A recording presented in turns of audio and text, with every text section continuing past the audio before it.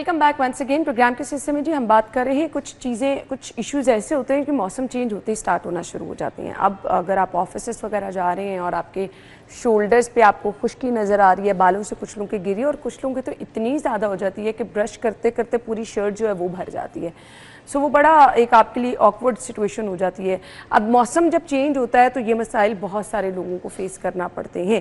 दो तीन चीज़ें आज हम ज़रूर डिस्कस करेंगे। एक तो ये बालों में खुश्की का मामला, फिर दूसरा बॉडी पे सब लोगों को बहुत ज़्यादा खुश्की होना शुरू हो जाती है, हाथ बाजू बहुत ज़्यादा खुश्क होना शुरू हो जाते हैं, एक वाइट सी लेयर जो आपको ऊपर स्किन पे नज़र आना शुरू हो जाती है।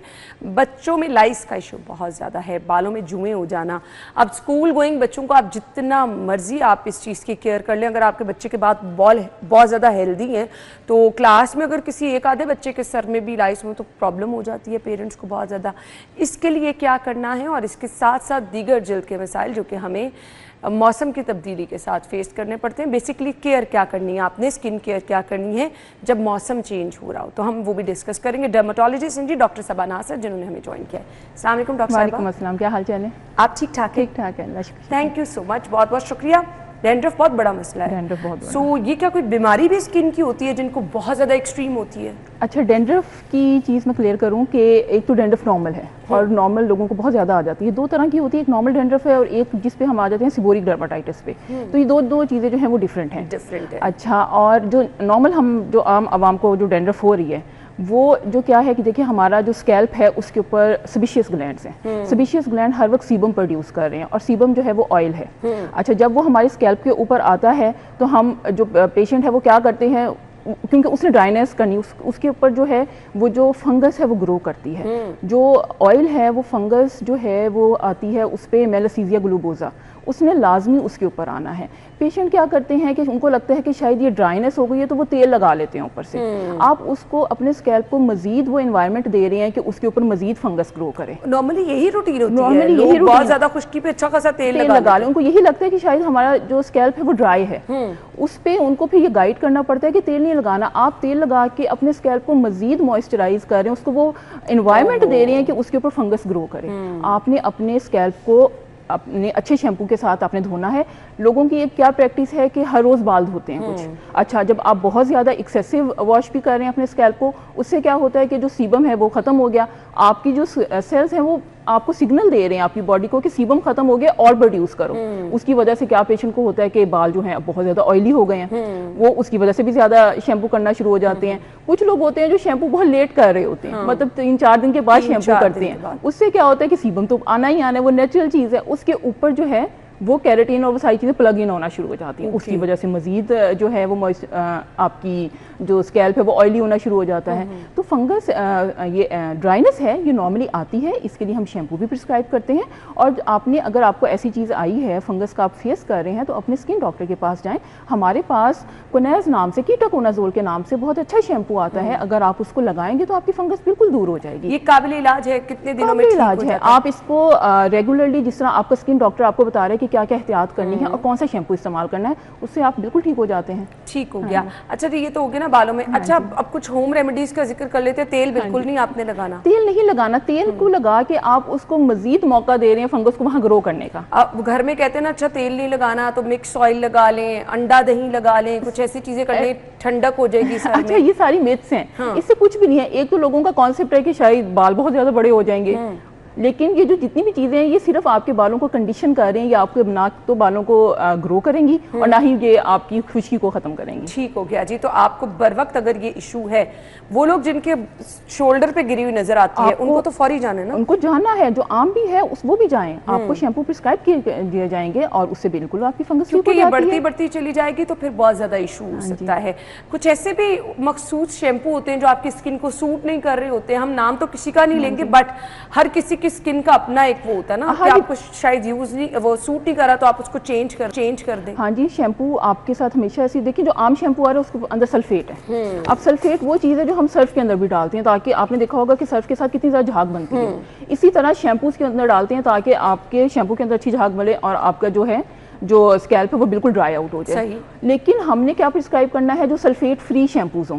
सल्फेट फ्री शैम्पू से झाग तो कम बनेगी लेकिन वो आपके बालों को नुकसान नहीं पहुंचाएगा। सही। तो आप क्या रिकमेंड करती हैं? आपको बाल हर रोज वॉश करने चाहिए, मौसम चेंज हो रहा हो? मौसम चेंज हो रहा है, देखिए सर्दियों में भी मैं हमेशा कहती हूँ कि 2 से 3 दिन बाद आप अपने बालों को वॉश करें। जो बहुत ज्यादा भी रेगुलर वॉशिंग कर रहे हैं उसको भी ऑयल प्रोडक्शन का मसला रहेगा, और जो बहुत लेट कर रहे हैं उसको भी रहेगा। इसलिए आप 2 से 3 दिन बाद अपना जो सर है वो वॉश करें। डिपेंड करता है ना, अब आप लोगों को खुद फील हो जाता है कि जरूरत है वॉश की या नहीं है।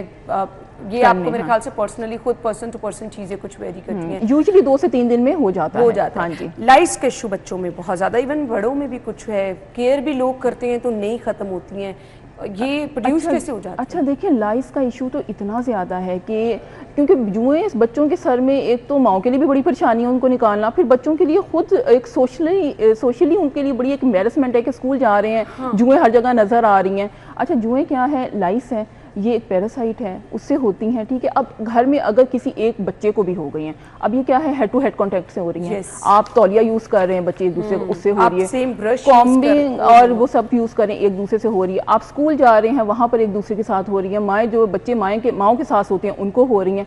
इसमें आपने क्या करना है कि देखिए यहाँ पे घरेलू भी बड़े टोटके इस्तेमाल करना शुरू कर दिए जाते हैं।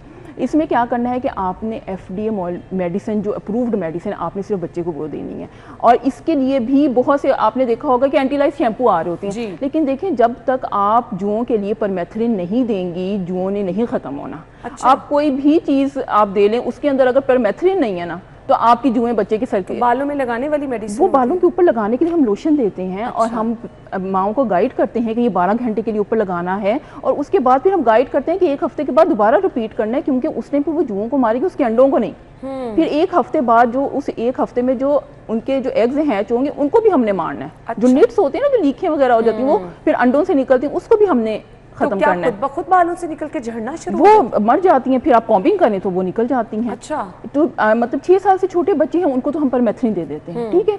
6 साल के ऊपर बच्चे हैं, अब देखिए सिर्फ जुएं क्या करती हैं, आप जुएं हैं उसके बाद बच्चा, उसके बाद उसकी बहुत ज्यादा खुजली करता है। जब खुजली करता है तो वहां पे जख्म बना लेता है, तो हम उसको इन्फेक्टेड पेडिकुलोसिस कहते हैं। जब इन्फेक्टेड पेडिकुलोसिस हो जाता है तो फिर अगर हम परमेथ्रिन लोशन देंगे तो बच्चे के सर के ऊपर बहुत चुभेगा, इचिंग होगी। तो उसके लिए हमने अवॉइड करने के लिए हमने सबसे पहले उसकी जो सुपर एडिड इन्फेक्शन होती है उसको ठीक करना होता है। उसके लिए हम मेडिसिन प्रिस्क्राइब करते हैं, और उसके बाद खाने के लिए मेडिसिन दी जाती हैं, और वो भी आपने अपने डॉक्टर के मशवरे से इस्तेमाल करनी है, क्योंकि 6 से 12 साल के बच्चे की डोज डिफरेंट है, 12 से 18 साल के बच्चे की डोज डिफरेंट है, और 18 से ऊपर बच्चों की डोज डिफरेंट है। ठीक है। और हमने बताना है कि ये किसको यूज़ करनी है। लिवर फंक्शन जिनके डी अरेंज है उन्होंने नहीं यूज़ करनी है, जो लैक्टेटिंग मदर्स हैं उन्होंने यूज़ नहीं करनी है, जो जिन्होंने कंसीव किया हुआ है उन्होंने वो मेडिसिन यूज़ नहीं करनी है। तो ये पूरी प्रॉपर गाइडेंस होती है। हाँ, जो हमने आप नाम देख लें, हमारे यहाँ तो ट्रेंड ये ना, आपने नाम पता कर लिया, चलो जी बच्चे को दे आप अक्सर वो भी देखें एंटीलाइज शैम्पू, माएँ आके लिटरली बताएंगी कि हम एंटीलाइज शैम्पू लगा रहे हैं, कोई फर्क नहीं पड़ रहा। उनको पता ही नहीं है, मतलब उनको गाइड करना पड़ता है कि जिसमें परमेथ्रिन हो। जाहिर है नहीं पता होगा, उसके लिए आप अपने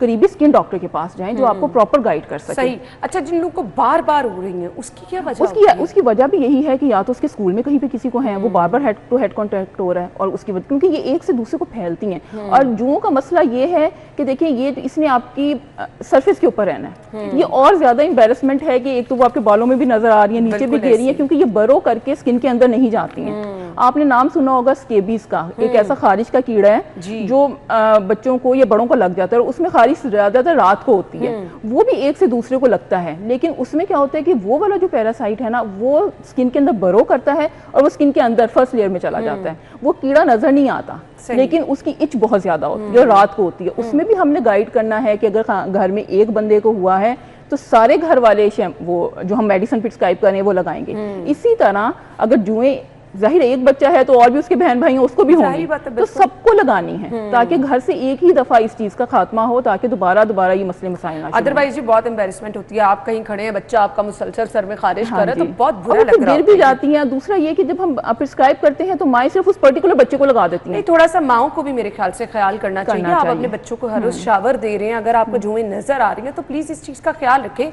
सफाई के ज़ुमरे में आती हैं ये चीज़ें, क्योंकि गंदगी है। अगर आप हमारे ईमान का हिस्सा है जी सफाई, बच्चों को तो इस बारे में नहीं पता। अगर आपका बच्चा खड़ा होकर जगह जगह खारिश कर रहा है और आपको पता जी आप अपने बच्चे को हर रोज़ नहला भी रही हैं, पढ़ा भी रही हैं, बड़े अच्छे तरीके से स्कूल भी भेज रही हैं, तो मेरे ख्याल से ये प्रॉपर मदर की जो है ना, मदर की भी है। और देखिए मदर भी बेचारी क्या करे, वो तो जुए कंगी कर करके, आप क्यों नहीं उसको एक प्रॉपर डॉक्टर के पास लेके जाती, क्योंकि वो घर में क्या करती हैं कि गरी कंगी से जुएं निकालती रहती हैं। जब तक आप उसको मारोगे नहीं, वो तो इतनी ज्यादा एग देती हैं और इतनी ज्यादा जुएं निकलना शुरू हो जाती हैं कि उसको कंट्रोल करना मुश्किल हो जाता है, खौफनाक लगना शुरू हो जाता है जी। तो लाजमी तौर पर अगर इसका इलाज है तो जरूर अपने बच्चों का कराएं।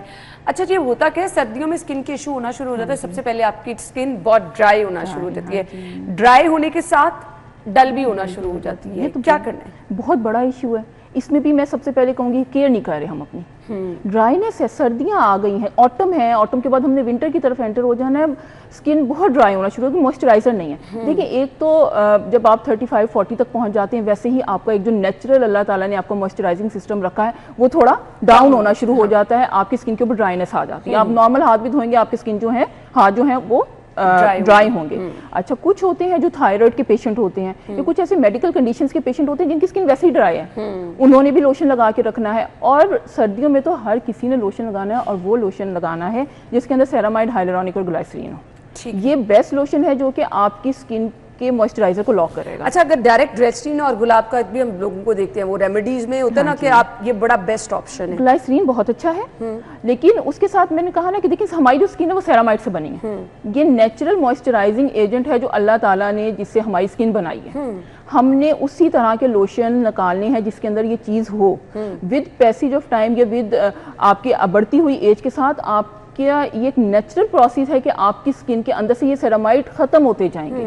आपने ऊपर से इनको ठीक करना है, और ऊपर से कैसे रहेंगे, ठीक करेंगे कि आपने अच्छा मॉइस्चराइजिंग लोशन लगा के रखना है, तो आप ठीक रहेंगे। आपने हर 2 से 3 घंटे बाद, जिनको तो ड्राइनेस के इशू हैं वो उन्होंने ये करना है। और मैं यहाँ पे बड़ी छोटी सी अच्छी सी होम रेमेडी लाजमी बताती हूँ पेशेंट्स को, कि जिनको बहुत ज़्यादा ड्राइनेस के इशू है, प्लीज़ अपने वॉशरूम में कोकोनट ऑयल या ऑलिव ऑयल रखें। अच्छा, आप जब शावर लें तो गीले जिस्म के ऊपर कोकोनट ऑयल या ऑलिव ऑयल लगाएं। आप देखिएगा कि आपका जिस्म की खुश्की 1 महीने में कितनी जल्दी ठीक होती है। चलिए, ये तो बड़ी जबरदस्त सेफ गार्ड का इस्तेमाल नहीं करना, डिटॉल नहीं, हार्श साबुन कोई भी इस्तेमाल नहीं करना। बहुत माइल्ड सोप जैसे डव वाइट सोप में पेशेंट्स को अक्सर यही को प्रिस्क्राइब करती हूँ कि आपने यही यूज करना है ताकि आपको ड्राइनेस के इश्यूज ना हो। बच्चों में बड़ों में ये सब चीजें जो है आपने इस चीज का खास ख्याल रखना है। स्किन केयर क्या करनी है आपने? अच्छा, सर्दियों में जो स्किन केयर है, जो सुबह में मैं जिसमें देखें अब स्किन बड़ी शिकायत आती है लोगों की कि डल भी होना शुरू हो जाती है, पिगमेंटेशन आ जाती है, फ्रेकल्स आ जाते हैं, ड्राइनेस है, स्किन डल लग रही है। मेरे पास तो ओपीडी में आती ही यही चीजें हैं।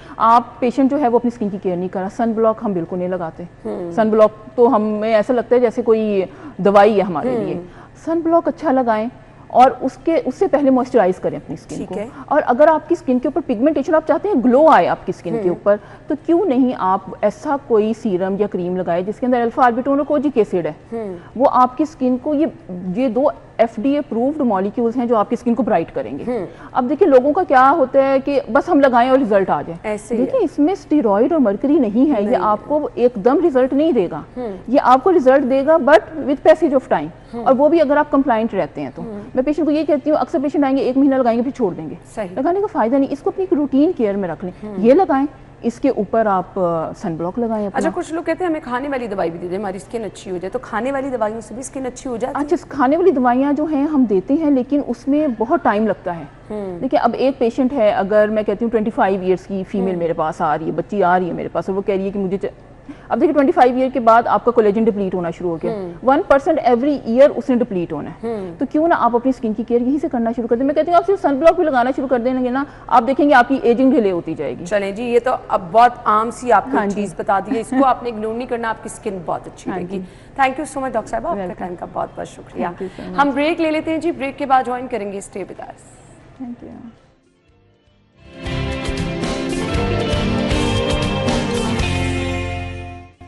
Welcome back. मौसम की सूरत हाल की बात करेंगे। मौसम बदल रहा है, बदलते मौसम के साथ स्मॉग का ख़तरा बहुत ज़्यादा बढ़ता चला जा रहा है। अभी से आगे 2 महीने शदीद वाले जो हैं वो हमें स्मॉग से मुतासर होना पड़ेगा।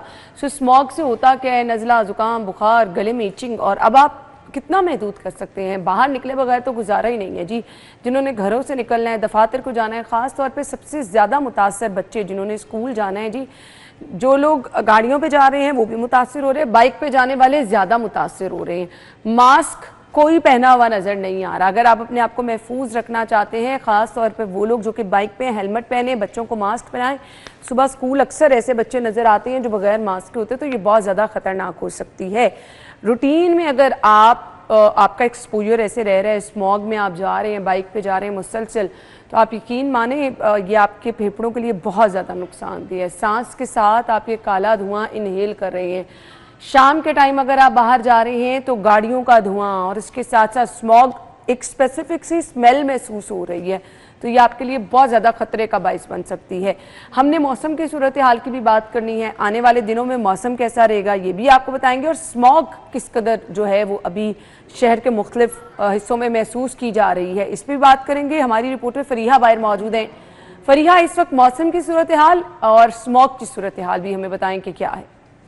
जी बिल्कुल ना, अगर आज बात करें हम शहर लाहौर के मौसम के हवाले से, तो शहर में जो है वो बादलों और सूरज की आंख मचोली का सिलसिला जारी है। जैसे ही शहर में मौसम तब्दील हुआ है, वैसे ही जो है एयर क्वालिटी इंडेक्स ने भी जो है वो सर उठाना शुरू कर दिया। महकमा मौसमियात के मुताबिक जो शहर लाहौर है वो फ़ज़ाई आलूदगी के एतबार से दुनिया के आलूदा तरीन शहर की फहरिस्त में दूसरे नंबर पर है। जबकि फ़ज़ाई आलूदगी के हवाले से बात करें तो मजमूई तौर पर जो शहर की फ़ज़ाई आलूदगी रिकॉर्ड की जा रही है वो 238 रिकॉर्ड की जा रही है। जबकि शहर के मुख्तलिफ इलाकों में एयर क्वालिटी इंडेक्स की जो शरह वो मुख्तलिफ रिकॉर्ड की जा रही है। जोहर टाउन में 295 रिकॉर्ड की जा रही है, इलामा इकबाल टाउन में 315 और इसी तरह टाउनशिप में जो है वो 399 रिकॉर्ड की जा रही है। DHA फेस 8 में भी जो है वो 395 रिकॉर्ड की जा रही है। महकमा मौसमियात का कहना है कि आज दिन भर जो है मौसम के हवाले से बात करें तो वो इसी तरह रहेगा, कभी सूरज और बादलों की आंख मचोली का सिलसिला जारी रहेगा, लेकिन फ़ज़ाई आलूदगी जो है वो बढ़ती हुई दिखाई दे रही है। जैसे ही मौसम तब्दील होता है, ख़ास तौर पर सुबह के औकात में, सुबह 7 से 9 बजे तक जब ट्रैफिक काफ़ी ज़्यादा होती है, दफातर जाने का टाइम होता है, बच्चों के स्कूल जाने का टाइम होता है, तो ट्रैफिक के बाद जो एयर क्वालिटी इंडेक्स काफ़ी ज़्यादा हो जाती है। जबकि दोपहर के वक्त 1 बजे के बाद एयर क्वालिटी इंडेक्स में जो है वो थोड़ी सी कमी देखने को नज़र आएगी, लेकिन 4 बजे से रात 7 बजे तक, शाम 7 बजे तक एयर क्वालिटी इंडेक्स में जो है वो मज़ीद इजाफा होगा। महकमा मौसमियात का कहना है कि फ़िलहाल तो बारिश की कोई इम्कान। Thank you so much. हमारे साथ जी हमारी रिपोर्टर मौजूद थी फरीहा, हमें बता रही थी सूरत हाल इस वक्त क्या है जी। हमारे साथ स्टूडियो में मौजूद है जी माहिर माहौलियात सारा आसिफ, उनसे स्मॉग की मौजूदा सूरत हाल पर गुफ्तगू कर लेते हैं। अस्सलाम वालेकुम सारा। अस्सलाम वालेकुम। कैसी हैं आप? I am good, thank you. आप कैसी हैं? बिल्कुल ठीक ठाक, थैंक यू सो मच। और अब ठीक ठाक रहना जो है वो मुश्किल हो गया, क्योंकि जब बाहर जाते हैं तो यकीन माने गले में अच्छी खासी खराश होना शुरू हो जाती है। आपको मॉर्निंग में भी अक्सर स्मॉग, शाम में तो बहुत ज़्यादा है, सो ये स्मॉग बढ़ेगी आने वाले टाइम में? बिल्कुल बढ़ेगी। हम पहले भी बात करते रहे हैं, ये तो अब सीज़न है ना, आपने देखा है दिवाली इंडिया से पटाखे चलते रहते हैं। इधर भी मैं कल बड़ा स्ट्रेंजली रिंग रोड से गुजरी थी, ऑलरेडी हमें पता है कि हम चल रहे हैं एक ऐसे सीजन में जो कि स्मॉग हिट करता है हर साल। There's a lot of smoke और उसमें कुछ बर्निंग स्मेल थी। Then I tried to look कि कहीं इर्द गिर्द कुछ जल रहा है, कुछ हो रहा है, तो I just wanted to, अगर कोई अथॉरिटीज़ वगैरह में से सुन रहा है तो I want them to know, वहाँ पे पुलिस की गाड़ियाँ भी खड़ी होती हैं, they should monitor कि कहाँ से धुआं आ रहा है, आग कहाँ से लग रही है, इंडस्ट्री से तो नहीं निकल रहा, क्योंकि वो और ऐड करेगा आपके इस चीज़ को। अगर आप जला रहे हैं कोई चीज़ तो पर्टिकुलेट मैटर ऑलरेडी हवा में है, मजीद स्मोक आप उसके अंदर कार्बन डाइऑक्साइड और नाइट्रोजन ऑक्साइड को डाल रहे हैं तो स्मोक बढ़ती चली जाएगी। तो definitely we are in the season. देखिए अब गाड़ियां भी चल रही हैं, अब आपके पास बाहर आउटडोर खाने की एक्टिविटीज भी चल रही हैं, अभी फैक्ट्रियां भी चल रही हैं। हमारे अपना एरिया ये फैक्ट्री एरिया है, यहाँ पे भी सारा दिन फैक्ट्रियां चल रही हैं। चिमनियां कुछ ने लगाई हैं, कुछ ने नहीं लगाई, दोनों नुकसान का बाइस बन रही हैं। अब मल्टीपल इशू हैं, तो इसमें से सबसे ज्यादा आपको कौन सा इशू लगता है जो मेजर रोल जो है वो प्ले कर रहा है स्मॉग में? वो आई थिंक व्हीकुलर एमिशंस। हमेशा मुझे लगता है कि तकरीबन 17 से 18% जो है ना व्हीकुलर एमिशंस आपको कंट्रीब्यूट करते हैं टुवर्ड्स स्मॉग। और इसके ऊपर मेरा ख्याल है I would really like to comment कि हमारी जो ट्रांसपोर्टेशन डिपार्टमेंट है उसने बहुत काम किया है। आपने देखा होगा कि अभी हमने बहुत सुना कि स्टिकर्स लग रहे हैं कार्बन एमिशंस के, तो गाड़ियाँ टेस्ट हुई हैं, जिनकी गाड़ियाँ बेहतरीन थी उनको वो ग्रीन स्टिकर मिल गए। पहले तो फ्री ऑफ कॉस्ट देते रहे हैं, अब I think there is very minimal amount of the cost, look 500 रुपये। तो आप अपनी गाड़ियों की जो इंजन की हेल्थ है उसको चेक करवा सकते हैं, फिगर आउट कर सकते हैं। अगर तो वो आपके एमिशन टेस्ट के अंदर पास करती है तो वेल एंड गुड, आप अपनी गाड़ी को सड़कों पर लेकर जाएँ, try to control the emissions, अपने इंजन को मेनटेन करें ताकि हम जो फेस करते हैं एक स्मॉग को उसको हम कंट्रोल कर सकें। और फ्यूल भी इसकी बहुत बड़ी रीज़न है, क्योंकि हम अब कह रहे हैं ना कि आपको इलेक्ट्रिक कार्स की तरफ जाना बिल्कुल है। अब अगर आप देखें तो 2005 के बाद ना कुछ पॉलिसी चेंज हुई थी, तो यूरो 5 गाड़ियाँ बहुत बननी शुरू हुई थी, which is like you know with technology, जो कि आपके जो करंट फ्यूल की क्वालिटी है उसको इम्प्रूव करता है। जो धुआं निकलता है वो फिर ऑटोमेटिक, जैसे कैटालिटिक कन्वर्टर्स भी हैं, सो वो कैटालिटिक कन्वर्टर्स भी एक्टिविटी इस तरह करते हैं कि आपका जो फ्यूल है उसके अंदर से जो भी पर्टिकुलेट मैटर या कार्बन डाइऑक्साइड प्रोड्यूस हो रही है वो कम मिकदार में आपके एटमॉस्फेयर को डैमेज करे। So electric cars, I think it's an amazing initiative. I know although we will require charging and we would have to put in lot of effort, लेकिन expensive, yes, मगर it's just a basic step towards that. अभी हमने लाहौर में भी देखा कि 40 buses का madam ने इफ्तिताह किया है, तो I think EVs are really good option. और उसके अलावा अगर आप पब्लिक ट्रांसपोर्टेशन को इस्तेमाल करें तो वो तो बहुत ही बेहतरीन है। हाँ, ये हमारे यहाँ ट्रेंड कम है, लेकिन इसके लिए थोड़ी सी पब्लिक ट्रांसपोर्टेशन जो है ना उसको मजीद बढ़ाना भी होगा, सेफ करना भी जरूरी है। हाँ, ताकि आपको बिल्कुल वो आपके डोर स्टेप पे मिल जाए, तो फिर मेरे ख्याल से इस रुझान को हमने आम भी मिलजुल कर ही करना है ना। लोगों को लगता है जब तक अपनी गाड़ी पे कहीं नहीं जाएंगे तो फिर पता नहीं चलेगा कि हम भी कोई चीज़ है। तो ये चीज़ें जो है ना बहुत ज़्यादा ज़रूरी होती हैं। फिर एक बड़ा इशू ये कहा जाता है, ये जो जलाई जा रही हैं फसलें, ये भी क्या बहुत अहम होता है। अब देखें, जब आपने फसल जला दी है उसके एंड से जो रेजिड्यू निकलेगा वो सारा का सारा आपके हवा के अंदर जाएगा, तो definitely it's a very big no I would say कि नहीं जलानी चाहिए। मगर अगर आप किसानों से बात करें ना तो वो कहते हैं कि रेजिड्यू हमारे खेतों की या फसलों की फर्टिलिटी के लिए बहुत अच्छा है, विच मे बी, मगर there should be another way. आप उसको बर्न करने के बजाय कुछ ऐसा तरीक़ेकार ढूंढें कि आपकी फसल डिकम्पोज हो जाए, जो बाकियात बच गई हैं फसलों की, और फिर आप उसको रिटेन कर लें अपने एग्रीकल्चर लैंड के ऊपर। Burning is not the, I think it's not at all feasible and viable option currently in the situation where we're fighting the climate change. बिल्कुल। ईंटों के भट्टों का क्या रोल होता है इसमें? ईंटों के भट्टों का भी बहुत इंपॉर्टेंट रोल है। जब आपकी ईंट पकती है तो अंदर से जो धुआं निकलता है ना काला, वो हम कहते हैं इसको एनवायरनमेंट की ज़बान में COX, SOX और NOX। तो काला धुआं एक्चुअली फील भी हो रहा होता है, फील भी हो रहा होता है। तो carbon monoxide, carbon dioxide, nitrogen oxide, इसके अलावा आपके सल्फर डाइऑक्साइड की सारी जो गैसेज हैं, they are extremely harmful for the environment, for the human health, even for the trees जो आपके इर्द गिर्द हैं। तो वो जो ईंटों के भट्टे हैं वो ईंटों के पकने के प्रोसेस में ये करते हैं। वहाँ पर बैठे हुए काम कर रहे होते हैं, उनके लिए तो ये बहुत डेंजरस है, कॉन्स्टेंटली वो उसको इनहेल कर रहे हैं। तो जब आप बाकी मुल्कों में जाए ना तो उनके SOPs बहुत सख्त हैं। आपने मास्क पहनने हैं, अपने ग्लासेस पहनने हैं, अपने PPE जो पर्सनल प्रोटेक्टिव इक्विपमेंट उसको हम कहते हैं PPE, वो बहुत इंपॉर्टेंट होता है। अभी नई टेक्नोलॉजी में 2008 के बाद से ब्रिक किलन्स जो आने शुरू हुए थे वो जिगजैग टेक्नोलॉजी के हैं। उससे ये होता है कि आपके पास जो मेजर अमाउंट है कार्बन की वो नीचे सेटल डाउन करती है जब रन करता है किलन, और आपके पास जो बाहर एटमॉस्फेयर में जाता है वो सिर्फ और सिर्फ वेपर्स जा रहे होते हैं, वाइट कलर का धुआं होता है, उसमें कार्बन और सल्फर की मिकदार कम है। तो जितने भी मैंने भी रिसेंटली देखा है, ऑब्जर्व किया, mostly brick kilns are moving towards that zigzag technology. ये काफ़ी अच्छा इनिशिएटिव है, it's a long term impact. तो जिन लोगों के पुरानी ईंटों के भट्टे, ऑब्वियसली हमने एनवायरनमेंट को कंट्रोल करना है, तो ईंटों के भट्टों पे जो बैन था वो लोगों पे बैन नहीं था, it was just trying to protect us and our environment. तो वो जिगजैग टेक्नोलॉजी को प्रमोट करना चाहिए। It's not that expensive, but I think थोड़ा ट्रांजिशन में आपको इन्वेस्टमेंट तो करनी पड़ती है। बिल्कुल। तो दैट्स ये तो हमने ना इश्यूज डिस्कस कर लिए, अब आ जाएं कि माहौल को साफ कैसा रखना है। बीइंग एनवायरमेंटलिस्ट, कौन कौन सी ऐसी चीज़ें जो हम करके कम से कम अपने माहौल को साफ रख सकते हैं? बहुत कुछ कर सकते हैं आप। अगर आप देखें कि बहुत ज़्यादा हवा में पर्टिकुलेट मैटर है तो पानी का छिड़काव अपने तौर पे करें। वैसे तो हमारे पास लाहौर में 15 इस वक्त डिफ्यूज़र गन्स हैं जो कि एंटी स्मोक गन्स चल रही हैं। आपने देखा होगा अगर आप मूव करें कभी लिबर्टी से या आप ठोकर की साइड से डिफेंस पे, तो there is a huge cannon which is throwing water droplets.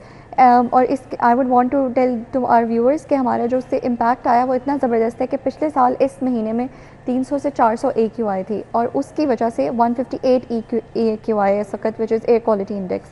तो अपने तौर पे भी आप वाटर ड्रॉप जो स्प्रिंकलिंग है वो कर सकते हैं। इसके अलावा दरख्त में बार बार बात करते हैं हम लगाएं। कार्बन सिक्वेस्टर्स होते हैं दरख्त जो कि कार्बन को अब्जॉर्ब करते हैं। एक दरख्त कौन से लगाने चाहिए? बहुत अच्छा सवाल है। तो शीशम का दरख्त, आपके पास नीम का दरख्त, फिर सोहांजना जिसको हम कहते हैं, उसको हम मोरिंगा, अक्सर लोग बड़ा बॉडी बटर यूज़ करते हैं, मोरिंगा लिखा होता है। सो अगर कभी गूगल कर लें उसके फ़वाइद तो it's I think amazing.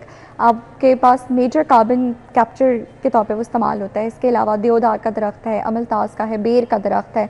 Lahore जैसे वेदर में आप शीशम लगा लें, आप नीम का दरख्त लगा लें। अगर आप कुछ ऐसे एरिया में रहते हैं जैसे बलूचिस्तान था, नॉन आप जिसको कहें अर्बन एरियाज़ हैं या डिजर्टेड एरियाज़ हैं, वहाँ पे आपके पास देवदार का दरख्त बहुत अच्छा है, बेर का बहुत अच्छा है कि पानी कम लेता है तो कार्बन कैप्चर करता है। एक तनावर दरख्त जो है 20 से 25 kg कार्बन डाइऑक्साइड कैप्चर कर लेता है। और लॉन्ग टर्म में आप देखेंगे it's a long term impact. आपका टेम्परेचर भी कंट्रोल करेगा। ओवरऑल टेम्परेचर होता है तकरीबन 0.5 डिग्री सेल्सियस तक कम हो जाता है। तो ये बहुत अच्छी एक चीज़ है। दूसरा, आप अपने ओन के ऊपर देखें कि आप कोई कूड़ा जला तो नहीं रहे, कोई जला रहा है तो आप उसको प्यार से समझाएं। बहुत सारी मार्केटों में ऐसे होता है ना, सुबह जाके आपने दुकानें खोली, अपनी दुकान साफ की, बाहर कूड़े को आपने आम प्रैक्टिस है। Try not to burn it, क्योंकि बर्निंग के लिए जब हम इस्तेमाल करते हैं ना कोई वेस्ट, उसके लिए इंसिनरेटर्स होते हैं। इंसिनरेटर्स का प्रॉपर मैकेनिज्म होता है। उसके अंदर जब कूड़ा जलता है, आपके पास जो कार्बन कैप्चर मैकेनिज्म होता है, आपका हवा डैमेज नहीं होती। जितना हॉस्पिटल वेस्ट है ना हमारा, वो इंसिनरेट करते हैं, बर्निंग का प्रोसेस कहा जाता है। आम कूड़े को इस तरह जलाना बिल्कुल, प्लास्टिक को तो आई थिंक जलाना इज अ गुनाह, क्योंकि उससे जो निकलता है ना डैमेज। अब ये देखिए ना, हम प्लास्टिक बैग्स पे भी तक पाबंदी नहीं लगा सके। अभी तक दुकानों पे आपको प्लास्टिक बैग, खाने वाली दुकानों पे इवन गरम गरम चने लोग प्लास्टिक बैग में डाल। वो थर्मोपोल, वो जो आपका एक होता है ना थर्मोफिन वाला, आई थिंक वो तो बिल्कुल अवॉइड करें। आप अगर गर्म चीज़ चाय डालें, आप देखते हैं वो डी शेप हो जाता है, plastic D shape. It's all carcinogenic and it's all cancer causing. So I would really अर्ज पीपल के नॉट यूज़ इट। घर से अपना बर्तन ले जाएं, आप उसमें यूज़ कर लें। और ट्राई टू प्रैक्टिस कि आपके पास जो घरों में बैग्स होते हैं कपड़े के, वो ले जाएं जब आप ग्रोसरी करने जाएं। प्लास्टिक बैग मत लें। 10 रुपये 30 रुपये अगर एक्स्ट्रा लगते हैं आपको वो ले लें उस बैग के ऊपर, वो बहुत अच्छा है। तो ये चीज़ें बहुत ज़रूरी है। वाटर बॉटल्स अगर आप प्लास्टिक की यूज़ करते हैं तो आप उसकी जगह कोई मेटल की ले लें, ग्लास की ले लें, anything which is going to be easily. अच्छा, प्लास्टिक बॉटल जो डिफरेंट ब्रांड की, हम किसी का नाम नहीं ले रहे, वो तो हम अक्सर गाड़ी में पड़ी रहती हैं बार बार पानी की फिल करके। बहुत डेंजरस है। अच्छा? बहुत डेंजरस है। गर्मी में अवॉइड करें कि आप प्लास्टिक की बॉटल बच्चों को भी अगर आप बॉटल्स दे रहे हैं तो प्लास्टिक की नहीं होनी चाहिए, किसी भी किस्म की प्लास्टिक। क्योंकि देखिए जब धूप पे केमिकल ने पड़े रहना है इतनी देर, प्लास्टिक है ना, it is going to actually get some particles are going to become part of the water. अभी मैं कहीं पढ़ रही थी रिसर्च के हमारे खून के अंदर इट्स लाइक माइक्रोप्लास्टिक इतना ज़्यादा अब रिसर्च में आ रहा है, so that all of these is adding towards diseases. Cancer हो गया आपके पास, या आपका हार्ट डिजीजेस हैं, हर कैल्सिफिकेशन होती है। ये जो स्मॉग है ना, इसके अंदर जो पर्टिकुलेट मैटर है, ये आपके ब्लड स्ट्रीम में चला जाता है। It's so thin and then eventually आपके हार्ट की आर्टरीज को ब्लॉक करता है, तो फिर heart attacks, young heart attacks हम देख रहे हैं। So this is all because of climate change. Comparison अगर हम करें एक उस घर का जिसमें कोई पौधा नहीं है और एक वो घर है जिसमें अच्छे खासे बाहर गार्डन में पौधे लगे, डिफरेंस होता है? बहुत डिफरेंस होता है। आप टेम्परेचर का डिफरेंस होता है, आपके पास एयर क्वालिटी का डिफरेंस, यानी अगर गर्मी है तो वहाँ गर्मी के दिनों में वहाँ होगा, टेम्परेचर कम, आपको ठंडक का एहसास होगा। आप लिबर्टी जाए ना तो यहाँ पे एक बड़ा जापानीज तर्ज के ऊपर मियावाकी फॉरेस्ट बने हुए हैं, वो जहाँ पुलिस स्टेशन बने हैं। अरे आप एकदम जब लिबर्टी पार्किंग से वहाँ एंटर होते हैं, there is a huge drastic difference in the temperature. ठंडक का एहसास होता है, आपको मूड आपका बेहतर हो जाता है।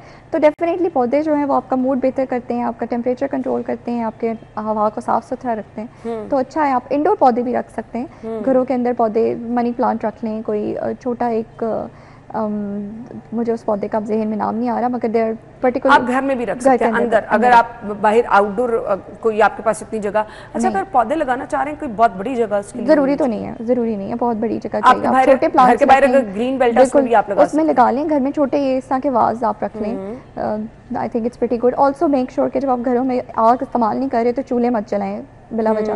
गैस का बिल एक और चीज़ है, मगर इट्स फॉर हेल्थ। जब वो कॉन्टीन्यूसली इंडोर आपका गैस बर्न करती रहती है तो वो सारी कार्बन अंदर ही रहती है। तो इसी तरह सर्दियों में जब हीटर का मौसम आता है तो आप गैस के हीटर्स को अवॉइड करें। तौर पे लोग लगा लेते हैं, तो वो भी नुकसानदेह, बिल्कुल नुकसानदेह। कोशिश करें कि आप हीटर, कमरा अगर आपका वार्म हो गया उसको बंद कर दें, उसको खुला ना छोड़ें। तो ये चीज़ों को अवॉइड करना जरूरी है। अगर अब 2-3 महीने स्मोक का हल क्या है, इसको खत्म कैसे करना है? हमने तो हमेशा देखा बारिश ही इसका एक बिल्कुल reforestation, forestation. I would again repeat, दरख्त लगाएं, दरख्त लगाएं, दरख्त लगाएं, एक चीज़ ये। दूसरा, आपके पास जो अपनी व्हीकुलर एमिशंस पे कंट्रोल करें, कोशिश करें कि आप कम से कम गाड़ियाँ घर से निकाल लें, पब्लिक ट्रांसपोर्ट यूज़ कर लें, कार पूल यूज़ कर लें अगर आपके बच्चे सेम जगह पे जा रहे हैं। मुझे याद है हम स्कूल जब पढ़ते थे बचपन में तो वैन्स जाती थी, एक गली से कुछ 10-15 लोग मोहल्ले से चले जाते थे। अब हर घर से एक एक गाड़ी एक एक बच्चे को छोड़ने जा रही है, यूनिवर्सिटी कॉलेज में भी। So try to change the trend, I think it would really impact. इसके अलावा आप लॉन्ग टर्म इम्पैक्ट्स के ऊपर बात करें तो EV इज़ अ थिंग। इसके अलावा क्लाउड सीडिंग, रेन, लेकिन उसको भी मैं कहती हूँ कि आई थिंक वी शुड, अभी हमने इतने फ्लड्स एक्सपीरियंस किए हैं, this is all climate change. तो उसके बाद अगर हम क्लाउड सीडिंग करें और फिर से कुछ इस तरह की चीज़ हो तो we need to avoid it as well. हमें कुछ नेचुरल वे की तरफ जाना है ताकि इस मसले से जो है वो बाहर निकला जाए। अदरवाइज़ ये 2-3 महीने तो जिस तरह से शिद्दत रहेगी, वाहिद एक इसका हल है कि आप दरख्त लगाएं। जितनी ये हुकूमती सतह पर भी होना चाहिए और हमें इंडिविजुअल को भी ये करना है, अपने घरों के बाहर, घरों में पौधे लगा लें छोटे मोटे, ताकि आपका माहौल जो है वो साफ़ सुथरा रह सके। थैंक यू सो मच सारा, बहुत बहुत शुक्रिया आपके टाइम के लिए। हम ब्रेक के बाद ज्वाइन करेंगे।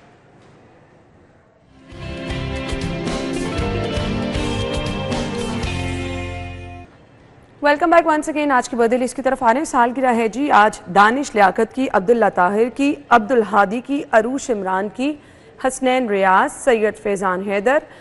इसके बाद जी मुनीबा की सालगिरह है, मोहम्मद नासिर की सालगिरह है, हसीब की, सैयद हमज़ा की, सोबान अंसारी, सरमद, और उसके बाद जी हशामुल हसन की सालगिरह है, हरम की सालगिरह है, मोहम्मद जायान की सालगिरह है, हबीबुर रहमान गुज्जर। आप लोगों को बहुत बहुत मुबारकबाद, हैप्पी बर्थडे।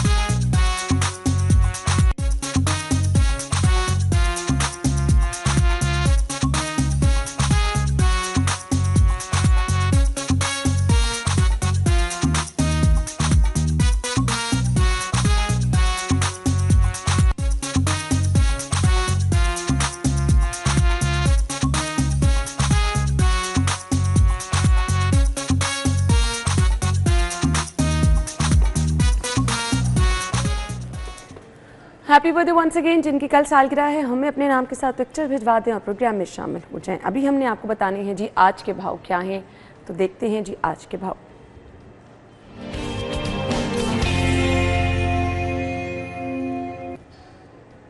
ले जी, मार्केट में अब सबसे ज़्यादा शिकायत ये मौसूल हो रही है, क्वालिटी अच्छी है बट सब्जियां बहुत ज़्यादा महंगी हैं। एक टाइम का खाना आपको 1000-1500 रुपये में पड़े अगर आपके घर में 4 से 5 लोग हैं खाना खाने वाले।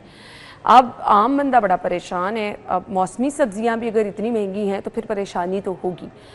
टमाटर की जगह चले टमाटर आप ना लें, उसके ऑल्टरनेट आप दही खाने में डाल सकते हैं, बट आम सब्जियों का क्या करें। टमाटर 175 से 400 रुपये तक फ़रोख्त हो रहे हैं। ये तो सबसे बड़ी वबाले जान है। चले हम टमाटर को तो ये कह देते हैं कम कर दें, एक आधा इस्तेमाल कर लें, बाकी थोड़ी सी दही डाल लें तो खाना आपका अच्छा बन सकता है। बट क्या करें, खाना बनाने के लिए आपको सब्ज़ी तो चाहिए ना। अगर वो तमाम सब्ज़ी महंगी है, फल आम बंदा नहीं खा सकता, वो इतना महंगा है। फिर क्वालिटी के हिसाब से आपको बहुत ज़्यादा पैसे भी पे करने पड़े हैं। पूरे शहर में कहीं पर भी एक रेट किसी सब्ज़ी का नहीं है, किसी फल का नहीं है। अवाम ये शिकायत करें। फिलहाल अरबाज के पास चलते हैं जी, ओवर टू यू। सब्जियों की कीमतों के अंदर उतार चढ़ाव का सिलसिला जारी है। ओपन मार्केट के अंदर बिकने वाली सब्जियां और सरकारी रेट लिस्ट में फ़र्क ताहाल बरकरार है, जिसकी वजह से ख़रीदारों को काफ़ी परेशानी का सामना है। बिलखसूस टमाटर जो अपनी सरकारी कीमत से दुगने से भी ज़ायद कीमत पर यहाँ पर फ़रोख्त हो रहा है और जिसकी वजह से शहर की बेशतर दुकानों पर उसकी किल्लत भी बरकरार है। अगर हम टमाटर की बात करें तो उसका सरकारी रेट तो 175 रुपये फ़ी किलो निकाला गया है, मगर शहरियों को वो तकरीबन 400 रुपये फ़ी किलो तक में जो है फ़रोख्त किया जा रहा है। अगर मज़ीद कुछ सब्जियों की मैं बात करूं तो जो आलू हैं उनकी सरकारी तौर पर आज के रोज़ कीमत रखी गई है 90 रुपये, मगर शहरियों को वो एक बड़े इजाफे के बाद 110 से 120 रुपये फ़ी किलो के अंदर फ़रोख्त हो रहे हैं। इसके अलावा जो मसालाजात सब्ज़ी प्याज है उसकी सरकारी कीमत आज के रोज़ रखी गई है 90 रुपये, मगर शहरियों को वो तकरीबन 110 से 120 रुपये किलो के अंदर बेची जा रही है।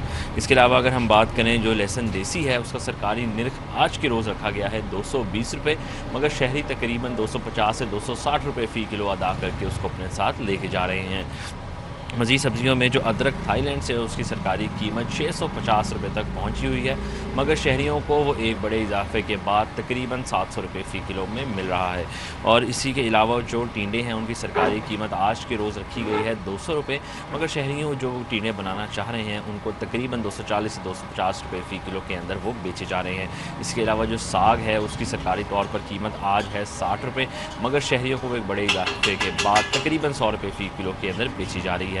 यहाँ पर आने वाले तमाम तर जो ख़रीदार हैं उनको यही कहना है कि हुकूमत को चाहिए, प्राइस मिनिस्ट्रेट्स को चाहिए, इदारों को चाहिए कि अगर कीमतों के अंदर कमी को यकीनी नहीं बना सकते तो कम से कम सरकारी रेट लिस्ट के ऊपर जो इतलाक़ है उसको यकीनी बनाया जाए ताकि उनके लिए सब्जियों का हसूल आसान से आसान हो सके। थैंक यू सो मच जी अरबाज ने हमें अपडेट कर दिया। हम ब्रेक के बाद ज्वाइन करेंगे, स्टे विद अस।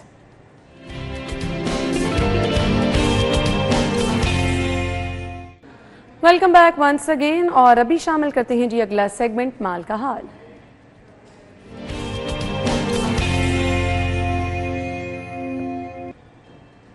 अच्छा जी, हमारे पास है अपडेटेड करेंसी रेट। तो आज के रेट क्या है आपके साथ शेयर करते थे।